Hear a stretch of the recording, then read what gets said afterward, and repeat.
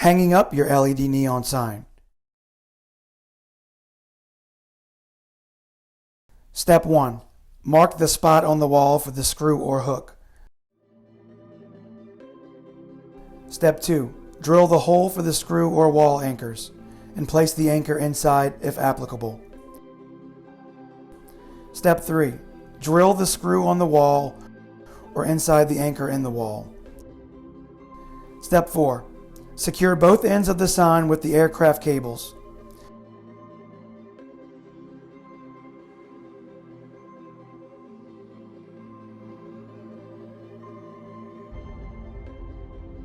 Step 5. Hang the LED neon sign on the wall or anywhere it applies.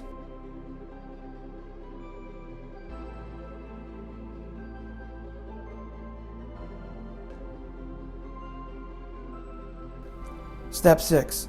Connect the light to the regulator. Step 7. Connect the regulator to the outlet in the wall. And finally, step 8 is to turn the switch on.